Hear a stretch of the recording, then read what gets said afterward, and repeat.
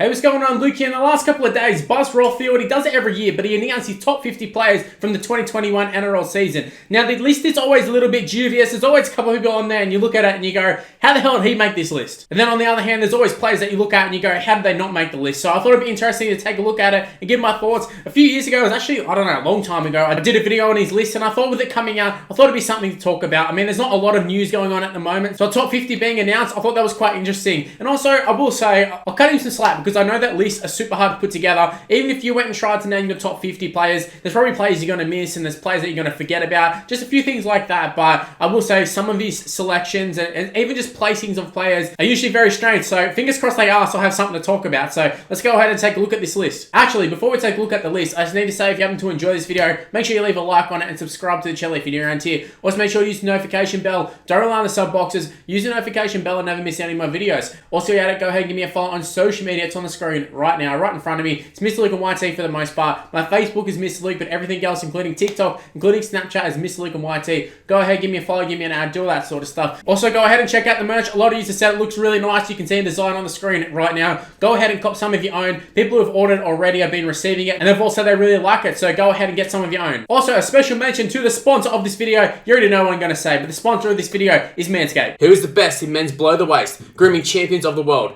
Manscaped offers precision-engineered tools for your family jewels. Manscaped's just launched their 4th generation trimmer, the Lawnmower 4.0, all across Australia and New Zealand. You heard that right, the 4.0. Join over 2 million men worldwide who trust Manscaped with this exclusive offer for you. 20% off and free worldwide shipping with the code MrLuke at manscaped.com. Now, I've been on the lookout for a new razor to use, and honestly, I never used an electric one because, well, I can't really grow a beard, so I've never really had a reason to have one, but I do need something for the other areas. But I wasn't sure about using an electric trimmer. But let me tell you, the Lawnmower 4.0 works. It's as simple as that. And I'm a bit of a rookie in this field. I've been in the Rookie of the Year calculations for the Dally M's rather than the actual Dally M medal itself. At least in terms of this sort of stuff. But thanks to the advanced skin-safe technology which reduces grooming injuries, my nether regions are as safe as Nathan Cleary kicking a conversion from the sideline. The Lawnmower 4.0 charges wirelessly, is waterproof so you can use it in the shower, and even has a couple different lengths you can cut to. So I might even have to try it on my actual hair, seeing as I can't get to the hairdressers. Fellas, it's time to make trimming your time and not a chore. Make me time the best time and go ahead and try the Lawnmower 4.0. Like I said earlier, I have a discount code which is Mr. Luke, which can be used at manscaped.com. The link is in the description below as well as the discount code. Guys, can't stress this enough. Support the people who support me, and more importantly, support Manscaped. Alrighty, that's the intro out of the way. Now we can take a look at this list. So I'm going to be going 10 at a time. I'm going to be looking at an image that was done by the NRL Roast. A shout out to the Roast. You can see the top 10, or sorry, the bottom 10, I guess, 50 to 41 is Isaiah Papali'i, Ruben Garrick, Alex Johnson, Nelson Asafa-Solomona, Abby Coruscant, Regan Campbell-Gillard, Josh Adokar, William Kikau, Stephen Crichton, and Tino Fasua-Malawi. Now, just right away, I'm just going to say, there is no way Josh Adokar is not... is worse off than Stephen Crichton. I feel like the fact that Josh Adokar is this far back, I think that's a little bit iffy because he's been the best winger in the game for a long, long time. And I know you can say Brian Tyro and a few others have been really good, but Josh Adokar has been the one consistent player for the last 3 or 4 years who's been the best winger. So the fact that he's number 44, you got Stephen Crichton there, who I thought he had a pretty average. I know they won the premiership Penrith, but in terms of him, I know he took the intercept as well. So it's going to be some recency bias, I guess. But look, in terms of Stephen Crichton playing on the wing, centre, fullback, he didn't have that good of a year. Now I know he can be good, but this isn't what we're going off. We're going off the top 50 players of 2021. This isn't, oh well, this is how good he's going to be in a couple of years. Or I suppose in that regards, with Adokar, looking at the past years. But Adokar set record this year. He scored a lot of tries. It's very, very good. It's good for New South Wales again. Alex Johnson in there. He was pretty standard for him. It was a pretty standard season. Ruben Garrick as well. You got the actual winger of the year, Ruben Garrick. And then you got a guy like Isaiah Papali'i, who's number 50. Regan Campbell-Gillard, 45. Papali'i was the best forward in the Eels side, and yet he's lower than Regan Campbell-Gillard. It doesn't make sense to me. I know he's not as high profile as Regan, but at the same time, I thought he had a better season. Nelson Asafa-Solomona, that's about right. Coruscant, super crucial to Penrith. A lot of people aren't going to talk about this, and also I'm not the biggest fan of him off the field after all the State of Origin situation and that. But he did play State of Origin for a reason, because he had a hell of a season. He was playing very well. I know he ended up getting injured and suspended and all that sort of stuff, and did miss parts of the season, but when he wasn't playing, we definitely saw that Penrith were nowhere near as good, and then when he came back, he had a real influence on the side, and the fact that he's number 46, in a world where there's not that many great hookers in the league, it just seems weird for me that a position as important as a hooker position has a guy in 46, the guy who actually actually won the premiership. And then they'd have Stephen Crichton ahead of him. It just seems extremely weird to me. Even Kickout. Kickout didn't have that good of a year. And I know he made the second row team of the year or whatever, but everyone was saying, how did he make the team of the year? Which is a very strange one. It's an interesting start to the list. Like I was saying, I was hoping there was going to be some controversial ones, and so far there is. All right, and also it's going to make it more controversial as we get on and move on to the other ones. So looking at the next ones, from 40 to 31, we have Nico Hines, Jake Trbojevic, Campbell Graham, Reece Walsh, Josh Schuster, Junior Paulo, Angus Crichton, Tony Staggs, Clint Gutherson, and Victor Radley. Now, first off, I want to say Victor Radley was suspended for most of the season. Then you've got Tony Staggs, who was injured for most of the season. He played like a couple of games, handful of games, if that. He was very good in those games, I will say, but him being at 33, that's ridiculous. Angus Crichton there probably should be higher. Junior Paulo, 35 there. Josh Schuster, his first season, ends up at 36. Reece Walsh, you know, he was in the Queensland side. I'll give him that. 37, a lot higher than guys. Who else there? Like, you can't tell me Reece Walsh is better than Josh Adokar at the moment. Even better than like Stephen Crichton. Like, he's had a good couple of games, but that's it. He's had a good couple of games. He's shown some glimpses, but he's still super young and has barely played any games. And he's playing at the Warriors too, so it's not like he's winning games or anything like that. Just a very strange selection for me. It's like on one hand he's taken in hype, and then on the other hand he's looking at potential, and I don't really understand how he's come up with this list, because there's no sort of, alright, well, this guy won a premiership, or this guy played Origin, or, you know, this guy was in the team of the year. It just seemed to be just willy-nilly, just chuck a couple of names here and there, and, you know, Reece Walsh, he was good, but like Campbell Graham, been around for a long time, Nico Hines, Jake Trbojevic. How's Jake Trbojevic number 39? How is he 39 while Victor Radley's 31? I really like Victor the Inflictor. I'm a big fan of Victor Radley. But Jake Trbojevic has been doing this for years. Victor Radley is lucky to even stay on the field. He has been reckless this year, and the base are off this year. So how he's got 31 for him, I just don't understand. And Tony Staggs, like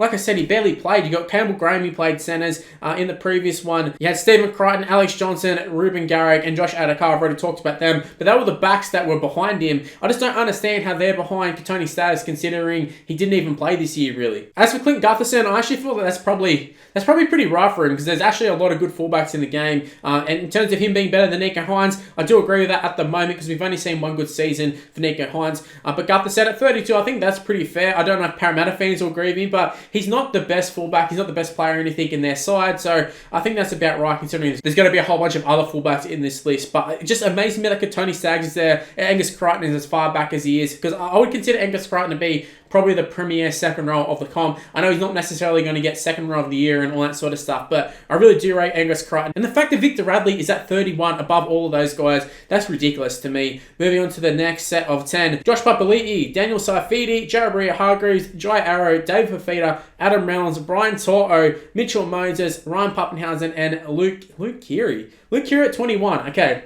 I will say Luke Keary was having a hell of a 2021 season up until the injury, but he was injured for most of the season. Sam Walker came in, Drew Hutchison was there. They ended up doing all right, the Roosters, and obviously they would have been a lot better if Luke Keary was there, but Luke Keary at 21 seems awfully high for a guy who had a season-ending injury halfway through. Actually, it wasn't even halfway through. What was it, like 6-7 games? Something along the lines of that. Actually, don't quote me on that one. I don't know how many games he played, but I'm pretty sure he didn't even get to the Origin period, so he wasn't even in selection for that or calculations for that. But look, 21 for Luke Keary, like, in terms of what the season probably would have ended up with and previous seasons, I can kind of see that. Pappenhausen, another one like 22 for him, and he was injured for most of the season. I don't understand how you can have him that high. I understand if you're looking at, like, if you were going on FIFA, or like if you were making a Rugby League Live 4 side and you went, what's Ryan Pappenhausen? This probably fits for him, like in terms of his rating. But if you're going off like the literal 2021 season, he was injured for most of it, and Nico Hines replaced him and did a fantastic job. And I know he ended up coming back into the side, and he actually played really, really well once he got his confidence back. But you can't tell me he's 22. Then you got like Brian Toro, Adam Reynolds got to a grand final.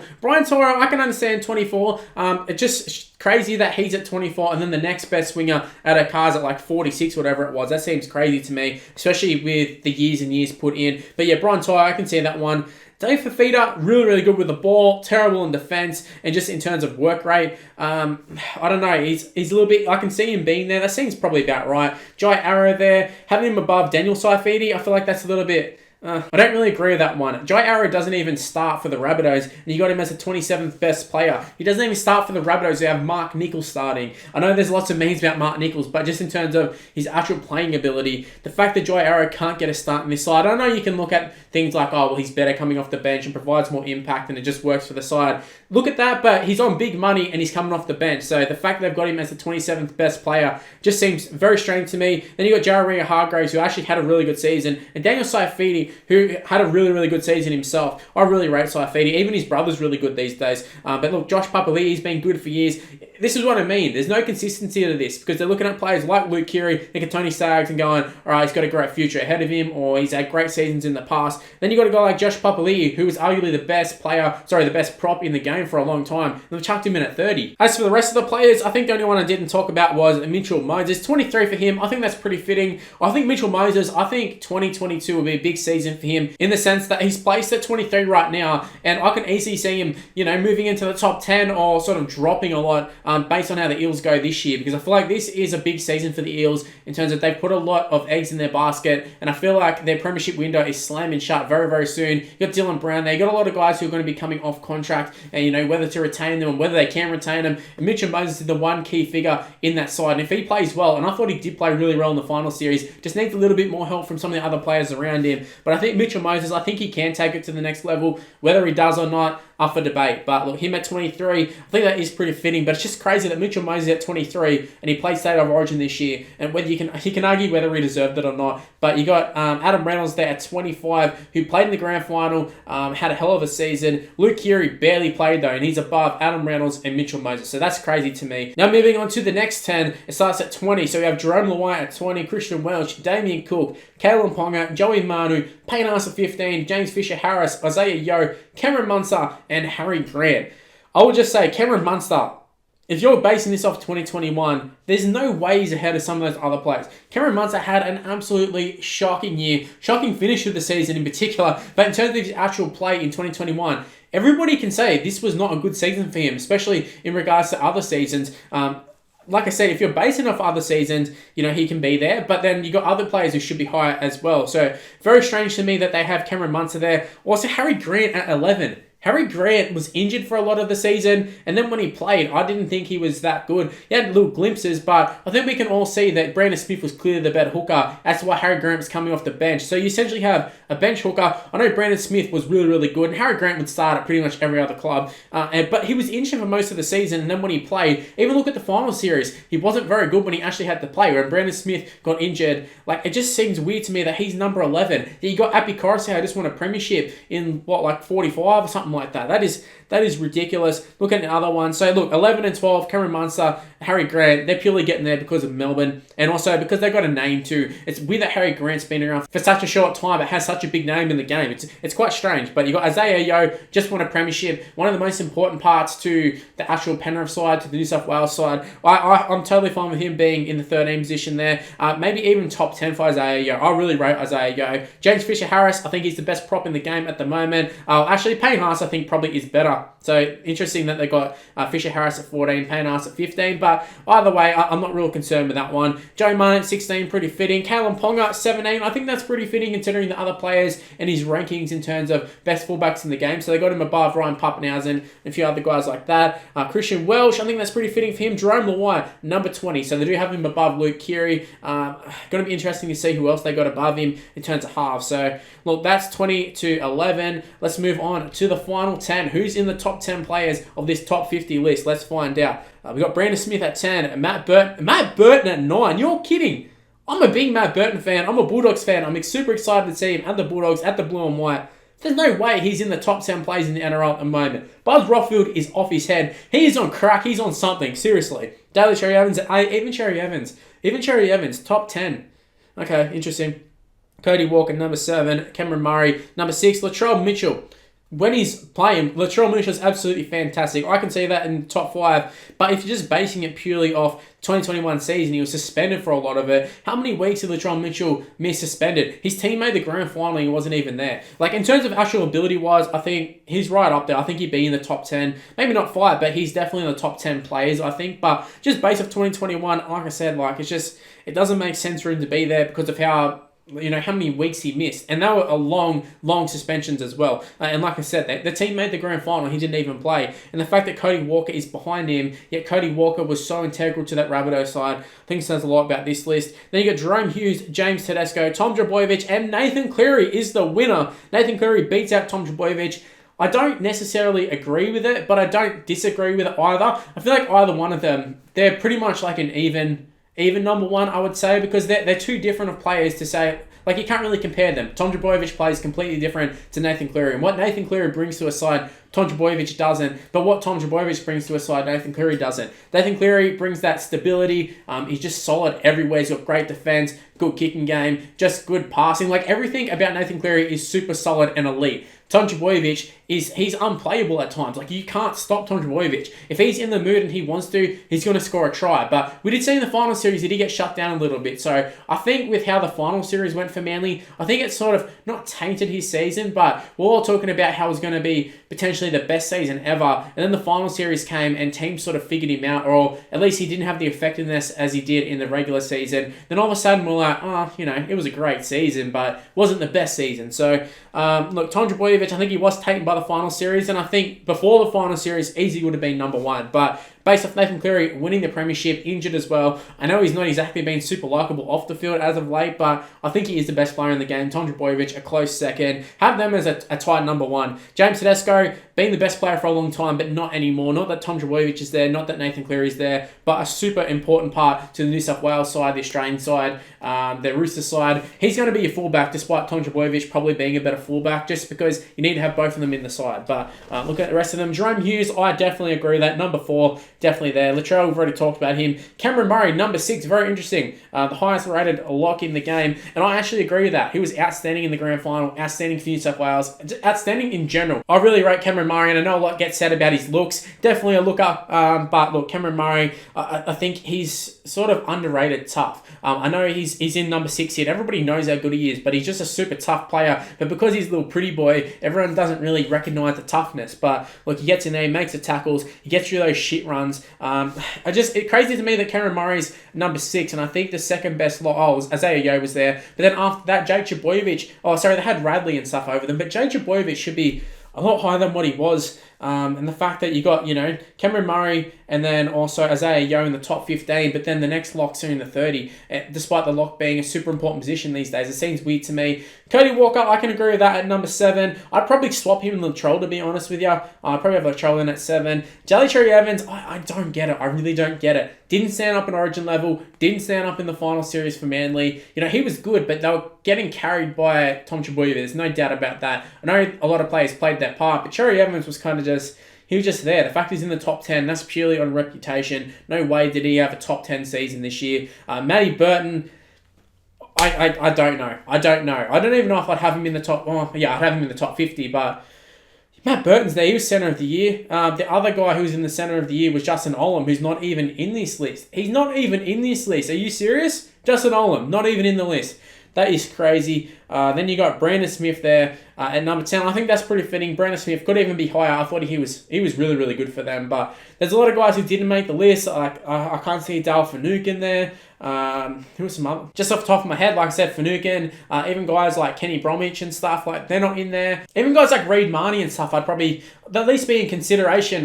But the fact that they're not in there, there's not really any players who I'm like, they shouldn't be in there. Apart from guys like Tony Staggs and such, but that just makes it even more crazy that Tony Staggs is in there, but yet the actual centre of the year, guy who's been a gun for years, but had a really, really good season, Justin Olam, isn't even in there, but Tony Staggs he actually rated fairly good in comparison to the other centres there. So that is crazy to me. That is actually crazy. Like I said, there's no real players that I'm like, that's an absolute travesty that they're not in there. But I gave a few examples there of guys like Finucane and that. Well, you got a guy like Josh Schuster, had a good season, was a rookie, and Reece Walsh, another rookie, and you got guys like that who made it, and then you got guys like Finucane and such who didn't make it. Even a guy like Tarek Sims, he was playing for New South Wales, had a really good season, he didn't make it. I don't know, like I said a couple of times, this list just seems to be all over the shop. On one hand, they're looking at hype, they're looking at potential, they're looking at previous years. There's no real consistency. If they're going to base a list off, all right, this is what their actual ability would be if they were on Rugby League Live 4, and this is the top 50. I can understand that, but this isn't how they've done it. They've named some players who barely even play, but then they've also named guys who clearly didn't have that great of a season, like a Cameron Munster, and chucked him in at 11. But then I'm also saying this is based off 2021 form, so it is very, very strange. Even Luke Keary, as high as what he was, I don't understand this list. But like I said, lists are bloody hard to make. Like if I had to make a top 50, there's probably people who I wouldn't put in, or people you would put in, I would question. So it is very, very hard to make these lists, and I do understand that. But at the same time, Rothfield is an analyst. He gets paid to be an analyst. He's on TV as an analyst. He criticizes everyone. It's time for him to be criticised. This is a bit of a weird list. Anyways, that was the top 50. Let me know in the comment section below. Do you agree with the list? Is there anyone in the list that you think shouldn't have been there? Is there anyone that definitely should have been there? Let me know in the comment section below. Also, while you're at it, if you happen to enjoy this video, make sure you go ahead and leave a like on it and subscribe to the channel if you're new around here. Also, make sure to use the notification bell. Don't rely on the sub boxes. Use the notification bell and never miss any of my videos. Also, while you're at it, go ahead and give me a follow on social media. It's on the screen right now. It's Mr. Luke and YT for the most part. My Facebook is Mr. Luke, but everything else, including Snapchat and TikTok, is Mr. Luke and YT. Go ahead and give me a follow and add, do all that sort of stuff. Also, go ahead and cop some of the merch. You guys are asking for it. I delivered. Like I said at the start of the video, link is in the description below. Go ahead, click on it. Check out the designs. There's one on the screen right now. If you like it, go ahead and cop some. Also, I need to give a shout out to the sponsor of this video. Like I said earlier, you know what I'm going to say, Manscaped. Now, they've been nice enough to give me a discount code, which is Mr. Luke, and it gives you 20% off and free shipping worldwide. So go ahead and use that. You get free shipping and get a great deal. I really recommend Manscaped. Their catchphrase is, your balls will thank you. And let me tell you, that is exactly true. They will be thanking you. Trust me on that one. Anyways, that's where I'm going to wrap up this video. Stay tuned for more content on the channel. I'm trying to upload daily. There's not a lot to talk about these days, and there's not a lot of games playing. So I am finding it a little bit difficult, but I am trying to upload consistently. So stay tuned for more content on the channel, and I'll see you on the next one. See yous.